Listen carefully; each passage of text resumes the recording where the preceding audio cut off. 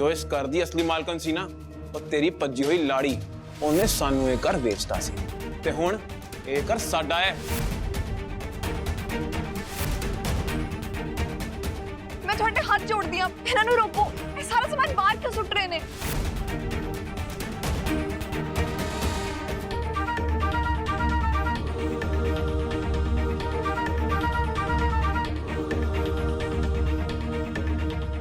तेनू तेरे पैसे भी मिल जाएंगे ते तेरा नाम भी नहीं खराब होएगा। ठीक है, मैं 50 लाख तो 1 रुपया कट नहीं लूंगा।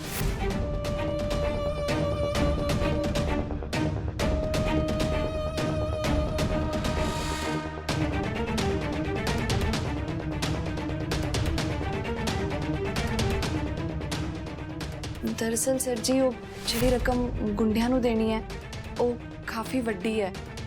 मैं कंपनी दे काम दे नाल नाल घरों कुछ छोटी जी नौकरी ਜਾਂ छोटा सा कारोबार करना चाहती हैं। टीशू जी मैं कहना चाहता कि तुसी घर तो ही अचार का बिजनेस शुरू करो।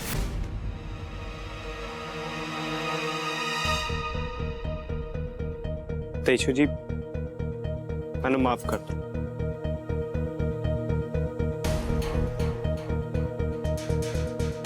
सर जी मैं मनदी हाँ जो कुछ भी होया वो गलत सी, पर ਉਹਦੇ ਵਿੱਚ ਤੁਹਾਡਾ ਕੋਈ ਕਸੂਰ नहीं है। कसूर किदा नहीं, मैनू किसी भी हाल च सन्नी नू घर च वापस नहीं आने देना चाहिए सी, पर नीचे मासी जी ने ड्रामा ही इन्ना करता। वो तो उन्हों दिल वैसे कमजोर है, डर जिहा लगता है कि किते सच्ची हार्ट अटैक ना आ जाए। सनी दे इस घर विच रहन ਜਾਂ ना रहन नाल मैनू कोई फर्क नहीं पैंदा ते इस गल नाल भी कोई फर्क नहीं पैंदा कि वो इस परिवार दा हिस्सा है या नहीं। ਇਹ ਤੁਹਾਡਾ ਪਰਿਵਾਰਿਕ ਮਸਲਾ है, ਇਹਦੇ ਵਿੱਚ मैं कुछ नहीं बोल सकती।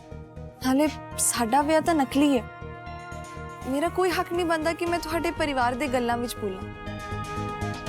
जे मैनू फर्क पैंदा है ना तो सिर्फ इस गल दा कि मासी जी ने कहा कि अरमान नूं नौकरी मेरे करके मिली है, पर तुसीं चंगी तरह जानदे हो सर जी अरमान इस दफ्तर दा हिस्सा मेरे तो भी पहला तो नहीं। शांत हो जाओ, मासी जी नूं तो बिजनेस बारे कुछ पता ही नहीं है, तुहानूं उन्हां दी किसी भी गल नूं सीरियसली नहीं लेना चाहिए।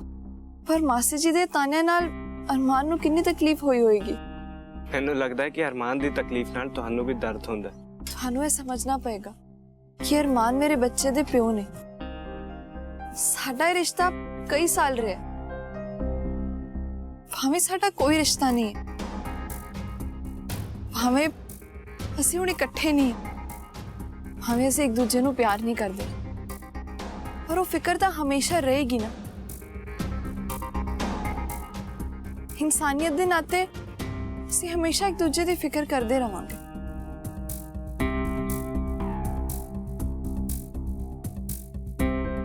खैर देशो जी तुसीं एक चंगे इंसान हो ते सारिਆਂ ਦੀ केयर करदे। देशो जी आई विल मेक श्योर कि मासी जी नूं यकीन हो जाए कि अरमान जो कुछ भी है अपने बलबूते ते। मैनूं पता है कि उन्हां नूं कोई खास फर्क नहीं पैंदा, पर फिर भी मैनूं माफ कर कि वो सनी नूं घर च वापस लेके आए। मैनूं पता है तुसीं शायद कहोगे नहीं, पर तुहानूं बुरा तां लगे। मैं समझदी हां, उन्हां लई तुसीं ते सनी बराबर हो। फिर भी देशो जी आई विल मेक श्योर कि इस सब दे नाल तुहानूं कोई तकलीफ ना हो।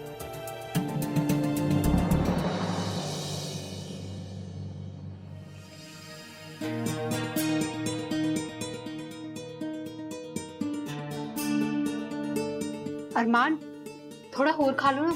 लो बस बहुत खा लिया मैं। होर दसो थोड़ा दिन किद्दां दा सी? ठीक सी? ठीक सी।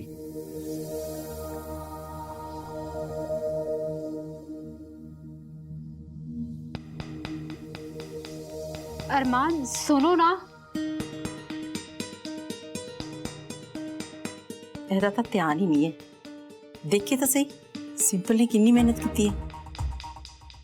ਉਹ ਕੀ ਹੈ ਤੂੰ ਸਿਰ ਤੇ ਖੜੀ ਰਹੇਂਗੀ? ਉਹ ਤੈਨੂੰ ਕੋਈ ਕੰਮ ਕੁਮ ਹੈ ਕਿ ਨਹੀਂ?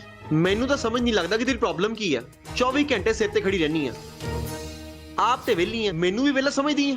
ਉਹ ਜਾ ਕੰਮ ਕੁਮ ਕਰ ਲੈ ਕੋਈ ਆਪਣਾ ਜਾ ਕੇ। मैं तो बस ਤੁਹਾਨੂੰ एक घर दिखाना चाहती सी। 1000 ਵਾਰ ਦੇਖਿਆ ਇਹ ਕਰ ਮੈਂ, ਬੜੀ ਵਾਰੀ ਦੇਖਿਆ। ਤੂੰ ਹੁਣ ਇਹ ਨਾ ਭੁੱਲ ਕੇ ਘਰ ਤੇਰੇ ਨਾਲ ਨਹੀਂ ਰਿਹਾ, ਤੂੰ ਇਹਦਾ ਕੁਝ ਨਹੀਂ ਕਰ ਸਕਦੀ। अरमान है तुसी की कह रहे हो? ਉਹੀ ਜੋ ਤੂੰ ਸੁਣਿਆ। ਅਰਮਾਨ, ਇਹ ਕੀ ਕਹਿ ਰਿਹਾ ਤੂੰ? ਉਹ ਵਿਚਾਰੀ ਤੇਰੇ ਨਾਲ ਇੰਨੇ ਪਿਆਰ ਨਾਲ ਗੱਲ ਕਰ ਰਹੀ ਹੈ ਤੇ ਸਵੇਰੇ ਦੀ ਤੈਨੂੰ ਉਡੀਕੀ ਜਾਂਦੀ ਹੈ। ਤੂੰ ਚੱਜ ਨਾਲ ਗੱਲ ਵੀ ਨਹੀਂ ਕਰ ਸਕਦਾ ਉਹਦੇ ਨਾਲ? ਮੇਰਾ ਨਾ ਪਹਿਲਾਂ ਹੀ ਦਿਨ ਬਹੁਤ ਮਾੜਾ ਚੜਿਆ। ਆ ਤੇਰੇ ਡਰਾਮਿਆਂ ਵਾਸਤੇ ਨਾ ਮੇਰੇ ਕੋਲ ਟਾਈਮ ਨਹੀਂ ਹੈਗਾ। 24 ਘੰਟੇ ਰੋਂਦੀ ਰਹਿੰਦੀ ਹੈ, ਸਾਰਾ ਮੂਡ ਹੀ ਖਰਾਬ ਕਰਕੇ ਰੱਖਦਾ ਸੀ ਯਾਰ। ਬੰਦਾ ਆਫਿਸ ਤੋਂ ਆਉਂਦਾ 4 ਘੜੀ ਬਹਿੰਦਾ, ਪਰ ਨਹੀਂ, ਪਰ ਮੈਂ ਇਹ ਕਿਵੇਂ ਭੁੱਲ ਸਕਦਾ ਕਿ ਐਡੀ ਵੱਡੀ ਮੁਸੀਬਤ ਵੇਟ ਕਰ ਰਹੀ ਹੁੰਦੀ ਹੈ।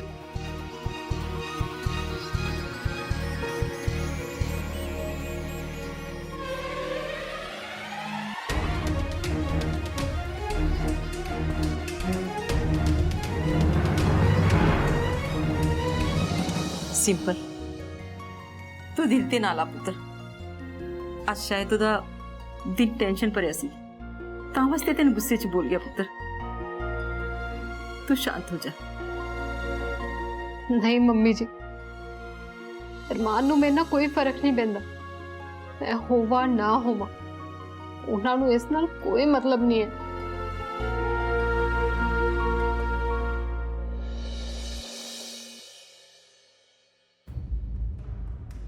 ਤੂੰ ਮੇਰੀਆਂ ਲੱਤਾਂ ਨਾ ਕੁੱਟ, ਤੈਨੂੰ ਆਪ ਨੂੰ ਕਿੰਨੀ ਸੱਟ ਲੱਗੀ ਆ। ਕੋਈ ਗੱਲ ਨਹੀਂ ਮਾਸੀ ਜੀ, ਇੰਨੀ ਤਾਂ ਸੇਵਾ ਕਰਨੀ ਬੰਦੀ ਹੈ ਮੇਰੀ। ਅਸੀਂ ਇੰਨੇ ਟਾਈਮ ਬਾਅਦ ਮਿਲ ਰਹੇ ਹਾਂ। ਓ ਮੇਰਾ ਸੋਹਣਾ ਪੁੱਤ। ਤੁਹਾਨੂੰ ਪਤਾ ਮਾਸੀ ਜੀ, ਮੈਂ ਤੁਹਾਨੂੰ ਬਹੁਤ ਮਿਸ ਕੀਤਾ। ਜੇ ਤੁਸੀਂ ਇੱਥੇ ਹੁੰਦੇ ਨਾ, ਮੈਂ ਗਲਤ ਚੱਕਰਾਂ 'ਚ ਪੈਣਾ ਹੀ ਨਹੀਂ ਸੀ। ਹਜੇ ਵੀ ਕੁਝ ਨਹੀਂ ਵਿਗੜਿਆ ਪੁੱਤ, ਹੁਣ ਮੈਂ ਆ ਗਈ ਆ ਨਾ। ਪਰ ਮਾਸੀ ਜੀ, ਇੱਥੇ ਮੇਰੇ ਤੇ ਕੋਈ ਭਰੋਸਾ ਨਹੀਂ ਕਰਦਾ, ਕੋਈ ਧਿਆਨ ਨਹੀਂ ਦਿੰਦਾ ਮੇਰੇ ਵੱਲ। ਆ ਬੈ ਮੇਰੇ ਕੋਲ, ਇੱਥੇ ਆ, ਸਭ ਠੀਕ ਹੋਏਗਾ ਹੁਣ। ਹੁਣ ਤੁਸੀਂ ਆ ਗਏ ਹੋ, ਮੈਨੂੰ ਪਤਾ ਸਭ ਸਹੀ ਹੋ ਜਾਣਾ ਹੈ। ਤੁਸੀਂ ਮੈਨੂੰ ਚੰਗੇ ਰਾਹ ਪਾ ਦੇਣਾ ਹੈ। Of course. ਮਾਸੀ ਜੀ, ਮੈਂ ਤੁਹਾਡੇ ਹੋਰ ਪੈਰ ਘੁੱਟਦਾ। ਤੂੰ ਆਪਣੇ ਆਪ ਨੂੰ ਇੰਨਾ ਸਟ੍ਰੈਸ ਆਊਟ ਨਾ ਕਰ ਮੇਰਾ ਪੁੱਤ।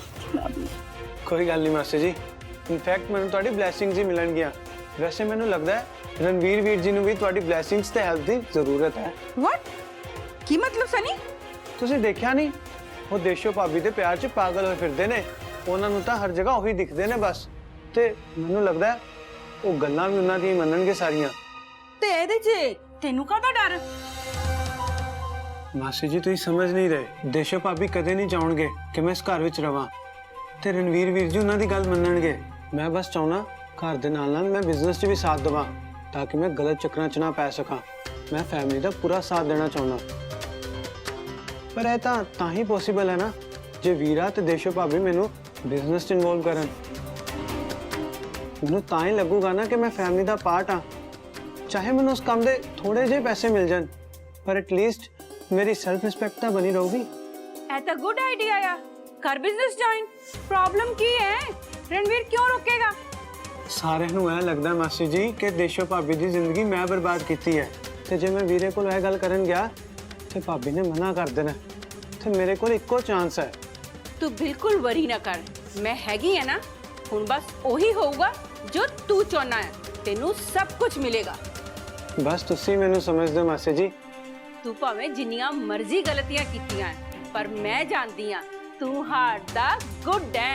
ਇਸ ਵਾਰ ਤੂੰ ਆਪਣੇ ਆਪ ਨੂੰ ਪ੍ਰੂਫ ਕਰੇਗਾ।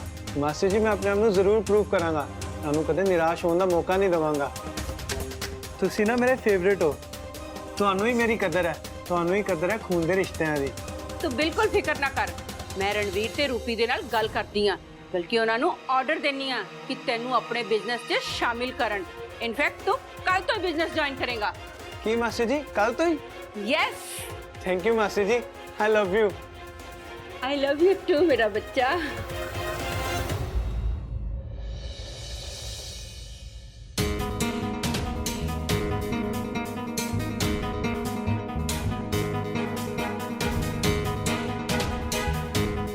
ਮੈਨੂੰ ਪਤਾ ਸੀ ਤੁਸੀਂ ਜ਼ਰੂਰ ਆਉਂਗੇ। ਤੁਸੀਂ ਫਿਰ ਕੋਈ ਨਾ ਕੋਈ ਲੈਕਚਰ ਦੇਣਾ ਕਿ ਸਿੰਪਲ ਨੂੰ ਸਮਝ, ਉਹਦੀ ਭਾਵਨਾਵਾਂ ਨਾਲ ਨਾ ਖੇਡ। ਇਸ ਹਾਲਾਤ ਦੇ ਵਿੱਚ ਉਹਨੂੰ ਹਰਟ ਨਾ ਕਰ। ਪਰ ਮੰਮੀ ਜੀ, ਮੈਂ ਤੁਹਾਨੂੰ ਦੱਸ ਦਿਆਂ, ਮੈਂ ਸਿੰਪਲ ਨਾਲ ਹਰ ਵਕਤ ਮਿੱਠੀਆਂ ਗੱਲਾਂ ਨਹੀਂ ਕਰ ਸਕਦਾ। ਮੈਨੂੰ ਵੀ ਕੰਮ ਨੇ, ਮੇਰੇ ਤੇ ਵੀ ਬਹੁਤ ਪ੍ਰੈਸ਼ਰ ਆ।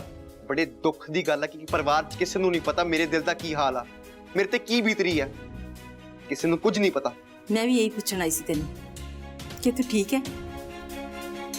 ਇਹੋ ਜਿਹੀ ਕਿਹੜੀ ਚੀਜ਼ ਹੈ ਜੋ ਤੈਨੂੰ ਇੰਨਾ ਪਰੇਸ਼ਾਨ ਕਰ ਰਹੀ ਹੈ ਅਰਮਾਨ? ਕੀ ਦੱਸਾਂ ਤੁਹਾਨੂੰ ਮੈਂ, ਕੀ ਦੱਸਾਂ? ਦੱਸਣਾ ਤਾਂ ਤੈਨੂੰ ਪਏਗਾ ਅਰਮਾਨ। ਕਿ ਆਖਿਰ ਇਹੋ ਜਿਹਾ ਕੀ ਹੈ ਜੋ ਤੈਨੂੰ ਆਪਣੀ ਨਵੀਂ ਵਿਆਹੀ ਵੋਟੀ ਦਾ ਉਤਸ਼ਾਹ ਨਹੀਂ ਦਿਖਿਆ ਤੇ ਤੈਨੂੰ ਇਹ ਵੀ ਨਹੀਂ ਦਿਖਿਆ ਕਿ ਸਿੰਪਲ ਨੇ ਤੇਰੇ ਬਚਪਨ ਦੀਆਂ ਫੋਟੋਆਂ ਦੀਵਾਰ ਤੇ ਲਾਈਆਂ ਨੇ ਤਾਂ ਕਿ ਉਹਨਾਂ ਨੂੰ ਦਿਨ ਰਾਤ ਦੇਖੇ ਤੇ ਤੇਰਾ ਹੋਣ ਵਾਲਾ ਬੱਚਾ ਤੇਰੇ ਵਰਗਾ ਹੋਏ। ਅਰਮਾਨ ਤੈਨੂੰ ਕਿਉਂ ਨਹੀਂ ਦਿਖਿਆ ਕਿ ਉਹ ਕੁੜੀ ਤੇਰਾ ਕਿੰਨਾ ਬੇਸਬਰੀ ਨਾਲ ਇੰਤਜ਼ਾਰ ਕਰ ਰਹੀ ਸੀ ਕਿ ਤੈਨੂੰ ਆਪਣੀ ਸੋਨੋਗ੍ਰਾਫੀ ਦੀਆਂ ਰਿਪੋਰਟਾਂ ਦਿਖਾ ਸਕੇ ਤੂੰ ਵੀ ਜਾਣ ਪਾਈ ਕਿ ਤੇਰਾ ਅੰਸ਼ ਕਿਹੋ ਜਿਹਾ ਹੈ।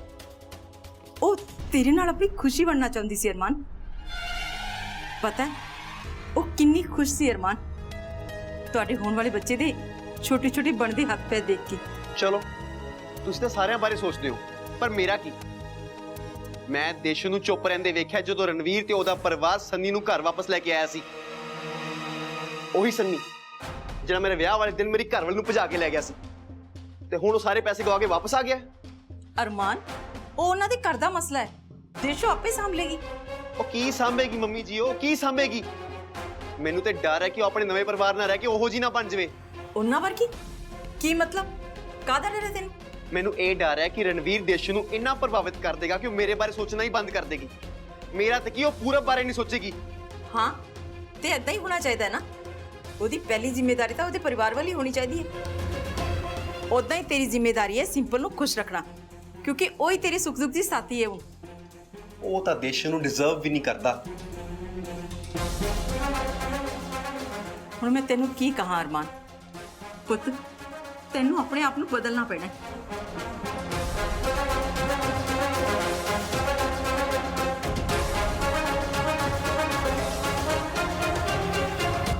ਕਿਸੇ ਨੂੰ ਮੇਰੀ ਕੋਈ ਪਰਵਾਹ ਨਹੀਂ। ਮੈਂ ਇੱਥੇ ਬਿਲਕੁਲ ਇਕੱਲਾ ਰਹਿ ਗਿਆ ਵਾਂ, ਇਕੱਲਾ। ਮੰਮੀ ਜੀ ਮੈਂ ਬਿਲਕੁਲ ਠੀਕ ਹਾਂ, ਤੁਸੀਂ ਮੇਰੀ ਫਿਕਰ ਨਾ ਕਰੋ। ਤੇ ਹਾਂ, ਸਨੀ ਦੇ ਇਸ ਘਰ ਵਿੱਚ ਵਾਪਸ ਆਉਣ ਨਾਲ ਮੈਨੂੰ ਕੋਈ ਫਰਕ ਨਹੀਂ ਪੈਂਦਾ। ਮੰਮੀ ਜੀ ਸਨੀ ਕੋਲ ਕੋਈ ਵੀ ਪੈਸੇ ਨਹੀਂ ਹੈ ਤੇ ਸਾਡੇ ਅਚਾਰ ਦਾ ਕੰਮ ਤੇ ਗੁੰਡਿਆਂ ਨੂੰ ਕਿਸ਼ਤਾਂ ਦੇਣ ਵਾਲਾ ਕੰਮ ਇਦਾਂ ਹੀ ਜਾਰੀ ਰਹੇਗਾ। ਪੁੱਤ ਤੂੰ ਚਿੰਤਾ ਨਾ ਕਰ, ਰੱਬ ਸਭ ਦੇਖਦਾ। ਤੇ ਰਹੀ ਗੱਲ ਪੈਸਿਆਂ ਦੀ, ਉਹ ਤਾਂ ਮੈਨੂੰ ਤੇਰੇ ਤੇ ਪੂਰਾ ਭਰੋਸਾ ਹੈ ਕਿ ਤੂੰ ਪੈਸਾ ਵੀ ਕਮਾ ਲੇਂਗੀ ਤੇ ਉਹਨਾਂ ਗੁੰਡਿਆਂ ਦਾ ਕਰਜ਼ਾ ਵੀ ਉਤਾਰ ਦੇਂਗੀ। ਹਾਂਜੀ ਮੰਮੀ ਜੀ। ਹਾਂ ਮੰਮੀ ਜੀ ਅਰਮਾਨ ਠੀਕ ਨੇ? ਉਹਨਾਂ ਨੂੰ ਬੜਾ ਦੁੱਖ ਪਹੁੰਚਿਆ ਸੀ ਸਨੀ ਨੂੰ ਵੇਖ ਕੇ, ਉਹ ਬਹੁਤ ਗੁੱਸੇ ਵਿੱਚ ਸੀ। ਹਾਂ ਕਾਫੀ ਗੁੱਸੇ 'ਚ ਸੀ। ਉਹਨੇ ਸਾਰਾ ਗੁੱਸਾ ਸਿੰਪਲ ਤੇ ਕੱਢਿਆ, ਉਹਨੂੰ ਵਿਚਾਰੀ ਨੂੰ ਇੰਨਾ ਡਾਂਟਿਆ। ਉਹਨੂੰ ਤਾਂ ਇਹ ਵੀ ਡਰ ਹੈ ਕਿ ਸਨੀ ਦੇ ਘਰ 'ਚ ਰਹਿਣ ਨਾਲ ਤੇਰੇ ਤੇ ਕੋਈ ਗਲਤ ਪ੍ਰਭਾਵ ਨਾ ਪੜੇ ਤੇ ਤੂੰ ਸਾਡੀ ਫਿਕਰ ਕਰਨਾ ਹੀ ਨਾ ਛੱਡ ਦੇ। ਨਹੀਂ ਮੰਮੀ ਜੀ ਤੁਸੀਂ ਫਿਕਰ ਨਾ ਕਰੋ, ਐਦਾਂ ਦਾ ਕੁਝ ਵੀ ਨਹੀਂ ਹੋਏਗਾ। ਹਾਂ ਪੁੱਤਰ ਮੈਨੂੰ ਪਤਾ ਹੈ, ਪਰ ਅਰਮਾਨ ਤੈਨੂੰ ਕਦੇ ਸਮਝ ਨਹੀਂ ਪਾਇਆ ਤਾਂ ਅੱਜ ਕਿੱਥੋਂ ਸਮਝੇਗਾ? ਹਾਂਜੀ ਮੰਮੀ ਜੀ। ਪੁੱਤਰ ਤੇਰੀ ਬਹੁਤ ਯਾਦ ਆਉਂਦੀ ਹੈ, ਸਾਰਾ ਦਿਨ ਤੇਰਾ ਹੀ ਖਿਆਲ ਰਹਿੰਦਾ ਹੈ ਮੈਨੂੰ ਪਤਾ ਹੈ ਦੇਸ਼ੋ ਕੀ ਨਾਟਕ ਕਰਨਾ ਕਿੰਨਾ ਔਖਾ ਹੈ। ਸਾਰੀ ਦੁਨੀਆ ਸਾਹਮਣੇ ਉਹ ਰਿਸ਼ਤਾ ਨਿਭਾਉਣਾ ਜਿਹੜਾ ਕਿ ਹੈ ਹੀ ਨਹੀਂ। ਤੁਹਾਨੂੰ ਫਿਕਰ ਕਰਨ ਦੀ ਲੋੜ ਨਹੀਂ ਹੈ, ਮੈਨੂੰ ਬਸ ਸਰ ਜੀ ਦੀ ਮਾਸੀ ਜੀ ਦੇ ਸਾਹਮਣੇ ਨਾਟਕ ਜਾਰੀ ਰੱਖਣਾ ਪਏਗਾ। ਉਹਨਾਂ ਨੂੰ ਆ ਸਭ ਨਹੀਂ ਪਤਾ, ਪਰ ਉਹ ਜਿੰਨੇ ਸਖਤ ਦਿਖਦੇ ਹੈ ਨਾ, ਮੈਨੂੰ ਪਤਾ ਹੈ ਅੰਦਰੋਂ ਉਨੇ ਹੀ ਨਰਮ ਨੇ। ਬਸ ਜਿੱਦਾਂ ਹੀ ਮਾਸੀ ਜੀ ਇਸ ਘਰ ਤੋਂ ਜਾਣਗੇ ਮੈਂ ਵੀ ਇਹ ਘਰ ਛੱਡ ਕੇ ਜਾ ਸਕਦੀ ਹਾਂ। ਮੰਮੀ ਜੀ ਮੈਂ ਤੁਹਾਡੇ ਨਾਲ ਬਾਅਦ ਚ ਗੱਲ ਕਰਦੀ।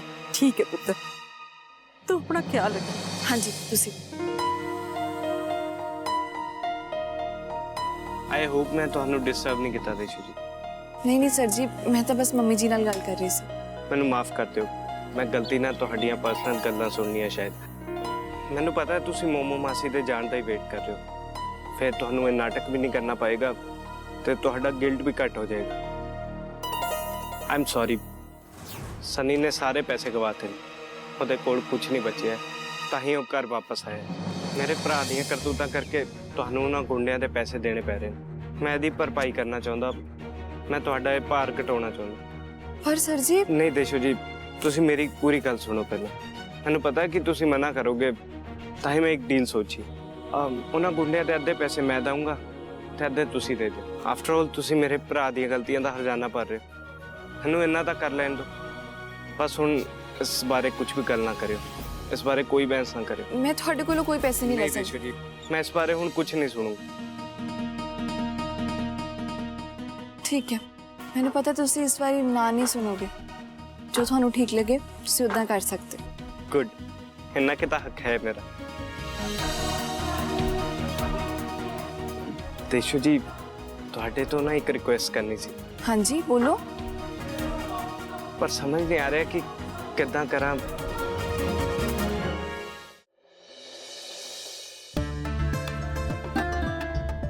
ਯੂ نو ਰੂਪੀ, ਤੈਨੂੰ ਵੀ ਨਾ ਮੇਰੇ ਵਾਂਗੂ ਹੁਣ ਰੋਜ਼ ਐਲਮੰਡ ਵਾਲਾ ਦੁੱਧ ਪੀਣਾ ਪਏਗਾ। ਪਤਾ ਹੈ ਮੈਂ ਆਪਣੀ ਬਹੁਤ ਕੇਅਰ ਕਰਦੀ ਸੀ ਕੈਨੇਡਾ। ਇੱਕ ਤਾਂ ਇੱਥੇ ਪੋਲੂਸ਼ਨ ਬਹੁਤ ਹੈ, ਉੱਪਰੋਂ ਡਾਈਟ ਦਾ ਵੀ ਧਿਆਨ ਨਹੀਂ ਰੱਖਿਆ ਜਾ ਰਿਹਾ। ਓਹੋ ਦੀਦੀ, ਤੁਸੀਂ ਬਿਲਕੁਲ ਫਿਕਰ ਨਾ ਕਰੋ।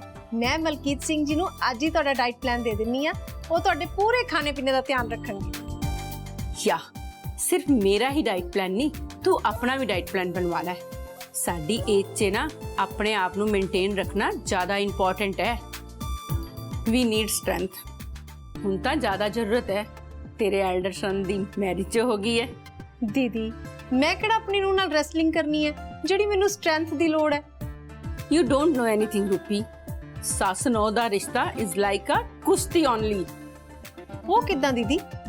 ਮੇਰੀ ਨੂੰਹ ਤਾਂ ਇੰਨੀ ਪਿਆਰੀ ਹੈ। ਓਹੋ, ਯੂ ਆਰ ਸੋ ਪੋਲੀ।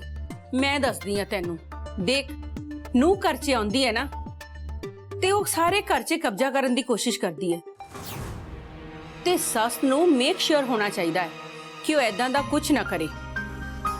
ਤੇ ਹੁਣ ਦੁੱਗਲ ਦੇ ਕੇਸ 'ਚ ਤੇ ਡਬਲ ਲੜਾਈ ਹੈ। ਡਬਲ ਲੜਾਈ? ਤੇਰੀ ਨੂੰ ਤੇਰੇ ਹੀ ਆਫਿਸ 'ਚ ਜਾਂਦੀ ਹੈ ਨਾ, ਕਿਤੇ ਇਹ ਨਾ ਹੋਵੇ ਕੱਲ ਨੂੰ ਤੇਰਾ ਬਿਜ਼ਨਸ ਵੀ ਟੇਕ ਓਵਰ ਕਰਨ ਦੀ ਕੋਸ਼ਿਸ਼ ਕਰੇ। ਤੈਨੂੰ ਤਾਂ ਐਕਸਟਰਾ ਬਦਾਮ ਦੀ ਲੋੜ ਹੈ, ਤੂੰ ਬਸ ਚਕੰਨੀ ਰਹਿ, ਨਹੀਂ ਤਾਂ ਘਰ ਬਿਜ਼ਨਸ ਤੇ ਤੇਰਾ ਸਨ ਸਭ ਤੇ ਕਬਜ਼ਾ ਕਰ ਲੇਗੀ ਉਹ। ਕਿਤੇ ਇਹ ਨਾ ਹੋਵੇ ਕੱਲ ਨੂੰ ਤੇਰੀ ਨੂੰਹ ਦੇ ਮਗਰ ਲੱਗ ਕੇ ਤੇਰਾ ਪੁੱਤ ਤੇਰੀ ਗੱਲ ਹੀ ਨਾ ਸੁਣੇ।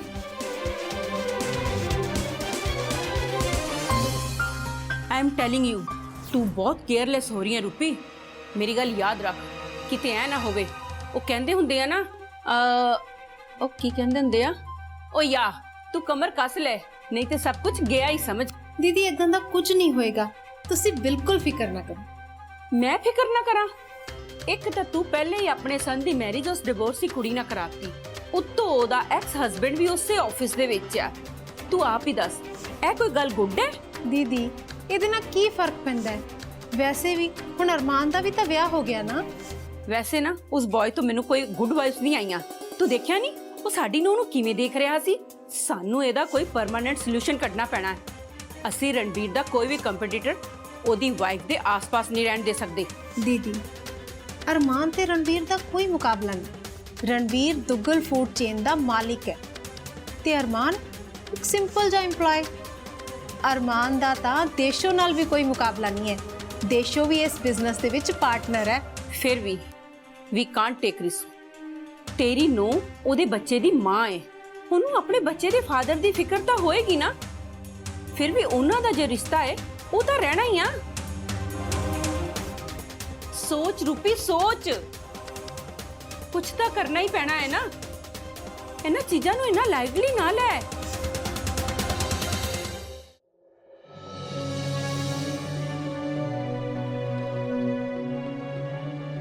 सर जी, ਤੁਸੀਂ ਏਦਾਂ ਹੀ ਰਹੋਗੇ? ਹਾਂਜੀ। ਮੇਰਾ ਮਤਲਬ ਹੈ ਤੁਸੀਂ ਏਦਾਂ ਹੀ ਰਹਿਣਾ ਹੈ ਜਾਂ ਤੁਸੀਂ ਮੈਨੂੰ ਦੱਸੋਗੇ ਗੱਲ ਕੀ ਹੈ? ਮੈਂ ਹਾਂਜੀ, ਤੁਸੀਂ ਮੈਨੂੰ ਕੁਝ ਕਹਿਣਾ ਚਾਹੁੰਦੇ ਸੀ ਨਾ, ਤੇ ਬੋਲੋ। ਸਰ ਜੀ, ਤੁਸੀਂ ਮੇਰੇ ਨਾਲ ਕੋਈ ਵੀ ਗੱਲ ਕਰ ਸਕਦੇ ਹੋ। ਤੁਸੀਂ ਪੂਰੇ ਦਿਨ ਦੇ ਚੁੱਪ ਹੋ। ਇਹੋ ਜਿਹੀ ਕਿਹੜੀ ਗੱਲ ਹੈ ਜਿਹੜੀ ਤੁਸੀਂ ਮੈਨੂੰ ਦੱਸ ਨਹੀਂ ਸਕਦੇ? ਦੱਸੋ ਨਾ ਸਰ ਜੀ, ਕੀ ਗੱਲ ਹੈ? ਸਰ ਜੀ, ਤੁਸੀਂ ਹਰ ਚੰਗੇ ਮਾੜੇ ਸਮੇਂ ਵਿੱਚ ਮੇਰਾ ਸਾਥ ਦਿੱਤਾ ਹੈ ਤੇ ਹੁਣ ਤੁਸੀਂ ਮੈਨੂੰ ਕੁਝ ਕਹਿਣਾ ਚਾਹੁੰਦੇ ਹੋ ਤਾਂ ਮੈਂ ਸੁਣੂੰਗੀ ਨਹੀਂ। ਤੇਸ਼ੂ ਜੀ, ਇਹ ਗੱਲ ਇੰਨੀ ਸਿੰਪਲ ਨਹੀਂ ਹੈ। ਮੈਨੂੰ ਤੁਹਾਡੇ ਉੱਤੇ ਪੂਰਾ ਭਰੋਸਾ ਹੈ। ਇੰਨਾ ਭਰੋਸਾ ਹੈ ਕਿ ਇੱਕ ਦੂਜੇ ਉੱਤੇ ਭਰੋਸਾ ਕਰਕੇ ਅਸੀਂ ਨਕਲੀ ਵਿਆਹ ਵਿੱਚ ਫਸ ਗਏ ਹਾਂ। ਓਕੇ ਤੇਸ਼ੂ ਜੀ, ਤੁਹਾਨੂੰ ਅਰਮਾਨ ਨੂੰ ਕਹਿਣਾ ਪਏਗਾ ਕਿ ਉਹ ਘਰ ਦਾ ਕਿਰਾਇਆ ਪੇ ਕਰੇ।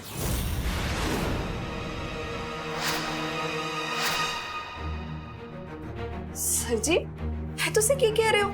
ਤੇਸ਼ੂ ਜੀ, ਰਿਲੈਕਸ। ਮੈਨੂੰ ਪਤਾ ਹੈ ਕਿ ਤੁਸੀਂ ਅਰਮਾਨ ਤੋਂ ਕਿਰਾਇਆ ਨਹੀਂ ਲੈਣਾ ਚਾਹੁੰਦੇ, ਪਰ ਮੈਨੂੰ ਇਹ ਵੀ ਪਤਾ ਹੈ ਕਿ ਉਹਨਾਂ ਗੁੰਡਿਆਂ ਨੂੰ ਅਜੇ ਤੱਕ ਤੁਸੀਂ ਪੈਸੇ ਦੇ ਰਹੇ ਹੋ ਤੇ ਅਰਮਾਨ ਨੂੰ ਕੋਈ ਫਰਕ ਹੀ ਨਹੀਂ ਪੈਂਦਾ। ਪਰ ਤੇਸ਼ੂ ਜੀ, ਮੇਰੀ ਗੱਲ ਸੁਣੋ। ਮੈਂ ਤੁਹਾਡੀ ਲਾਈਫ 'ਚ ਇੰਟਰਫੇਅਰ ਨਹੀਂ ਕਰ ਰਿਹਾ, ਪਰ ਇੱਕ ਦੋਸਤ ਹੋਣ ਦੇ ਨਾਤੇ ਮੈਨੂੰ ਲੱਗਦਾ ਹੈ ਕਿ ਮੇਰਾ ਇੰਨਾ ਤਾਂ ਹੱਕ ਬਣਦਾ ਹੈ ਕਿ ਮੈਂ ਆਪਣੇ ਦੋਸਤ ਨੂੰ ਇੱਕ ਚੰਗੀ ਸਲਾਹ ਦਿਆਂ। ਪਰ ਇਹ ਕਿੱਦਾਂ ਦੀ ਸਲਾਹ ਹੋਈ ਸਰ ਜੀ? ਤੁਸੀਂ ਮੈਨੂੰ ਮੇਰੇ ਆਪਣੇ ਪਰਿਵਾਰ ਤੋਂ ਹੀ ਕਿਰਾਇਆ ਲੈਣ ਨੂੰ ਕਹਿ ਰਹੇ ਹੋ। ਈਸ਼ਵਰ ਜੀ ਤੁਸੀਂ ਇਸ ਸਲਾਹ ਦਾ ਕਾਰਨ ਸਮਝੋ। ਤੁਸੀਂ ਇਹ ਸਮਝੋ ਕਿ ਮੈਂ ਤੁਹਾਨੂੰ ਕਿਰਾਇਆ ਲੈਣ ਦੇ ਲਈ ਕਿਉਂ ਕਹਿ ਰਿਹਾ। ਤੇ ਈਸ਼ਵਰ ਜੀ ਤੁਹਾਨੂੰ ਵੀ ਪਤਾ ਹੈ ਕਿ ਅਰਮਾਨ ਨੂੰ ਤੁਹਾਡੀ ਸਪੋਰਟ ਹੈ। ਉਹਦੇ ਨਾਲ ਨਾ ਉਹ ਬਹੁਤ ਜ਼ਿਆਦਾ ਕੰਫਰਟ ਜ਼ੋਨ 'ਚ ਚਲਾ ਗਿਆ। ਉਹ ਬਹੁਤ ਜ਼ਿਆਦਾ ਕੈਜੂਅਲ ਹੋ ਗਿਆ ਤੇ ਤੁਸੀਂ ਅਜੇ ਤੱਕ ਪਰਿਵਾਰ ਦਾ ਖਿਆਲ ਕਰ ਰਹੇ ਹੋ। ਕਿਉਂਕਿ ਉਹ ਮੇਰਾ ਪਰਿਵਾਰ ਹੈ।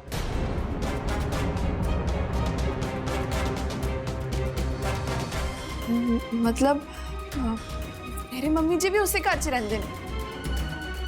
मैं समझदा देशू जी हरमान चंगी तरह मूव ऑन उदों ही करेगा, अपनी रिस्पॉन्सिबिलिटीज़ ਨੂੰ ਉਦੋਂ ਹੀ ਸਮਝੇਗਾ ਜਦੋਂ ਉਹਨੂੰ ਸਮਝ ਆਏਗਾ ਕਿ ਹੁਣ ਉਹਦੇ ਕੋਲ ਤੁਹਾਡਾ ਕੋਈ ਸਹਾਰਾ ਨਹੀਂ। ਪਰ ਇਹਦੇ ਲਈ ਕਿਰਾਇਆ ਲੈਣਾ ਜ਼ਰੂਰੀ ਹੈ। ਉਹਦੇ ਨਾਲ ਅਰਮਾਨ ਨੂੰ ਉਹਦੀਆਂ ਰਿਸਪੌਂਸਿਬਿਲਿਟੀਜ਼ ਦਾ ਅਹਿਸਾਸ ਹੋਏਗਾ। ਤੁਸੀਂ ਮੇਰੇ ਤੇ ਭਰੋਸਾ ਰੱਖੋ। ਇਸ ਸਭ ਦੇ ਨਾਲ ਤੁਸੀਂ ਬਸ ਅਰਮਾਨ ਨੂੰ ਹੋਰ ਸਟਰੋਂਗ ਹੀ ਕਰੋਗੇ। ਆਈ ਹੋਪ ਤੁਸੀਂ ਸਮਝ ਰਹੇ ਹੋ ਕਿ ਮੈਂ ਸਭ ਕਿਉਂ ਕਹਿ ਰਿਹਾ।